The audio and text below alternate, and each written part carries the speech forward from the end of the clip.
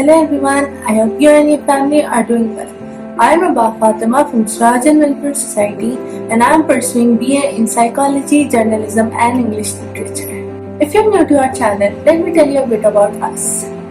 Srajan Welfare Society is an NGO that works for women empowerment, and our mission is to open schools and education institutes for women from rural areas and to help them become successful in society. In today's video, I'll be discussing about what psychology is and the new branch of psychology, which is the media psychology. So let's talk about what psychology actually is. And no, I cannot read your mind, nor I can figure out what's going on inside your mind. Psychology is popularly known as the study of mind, but that mind, the observation of that mind, is done through observing your behavior. So in a nutshell, psychology is the study of your behavior, not your mind. We don't exactly know when psychology emerged, but we can find famous works of psychology from philosophers like Plato and Aristotle. So it is believed that psychology was always there as long as there were curious minds. But the father of psychology is known to be William Wundt in 19th century from Germany, who found psychology as a branch of science. During the first half of 20th century, American psychology was dominated by behaviorism, which is the study of your behavior. And the founder of behaviorism was John B. Watson.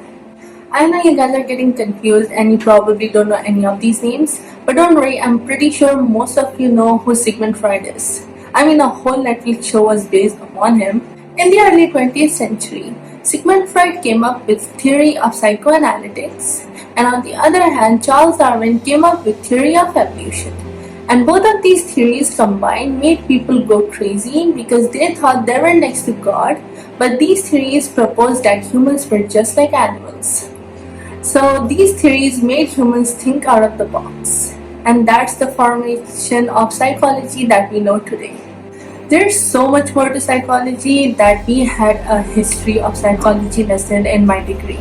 So I'm not going to go in detail, and you probably got the gist of what psychology is and how it was formed and how it became the psychology that we know today. But we all know that psychology has definitely gained a lot of light due to media, and we know more about mental health because of movies, and we're more aware of what mental health is because of these movies. And did you know, because of this rise of media from the past 2 decades, there's something called media psychology.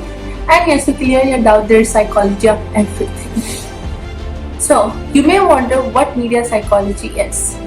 Media psychology is one of the relatively new branch of psychology that studies the behavior of human and the psychology behind technology and media. Amazing, right? Media psychologists try to understand the influence of media and technology on human behavior. They try to understand how technology affects our life and how it affects our social relationships, buying aspects, and different part of our life. The history of media psychology dates back to 1950s when televisions were just starting out. However, psychologists were just focused on understanding how televisions affects a child's learning capabilities. But later, psychologists started investigating if watching violent shows affected kids' behavior. In this era of media and technology, kids are not the only one who's getting affected. We are also getting affected. And that's what media psychologists are trying to figure out, how to cope up with this negative impact on us. This is why media psychology is important.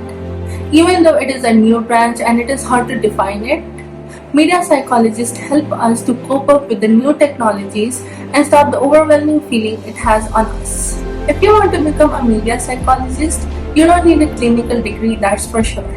But you do need to study psychology and technology to have a better grasp at what you're doing. You also need to understand how technologies are developed, produced, and consumed.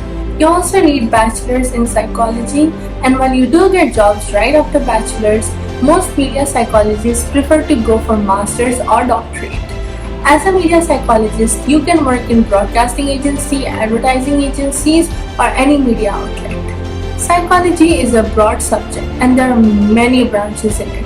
And media psychology, being a relatively new branch, has a lot of scope in the future. Thank you so much for watching this video. I hope you have enjoyed and learned something new from it. Please subscribe to us and keep an eye out for more informative video from Srajan Welfare Society. Stay safe, stay at home and take care. Bye!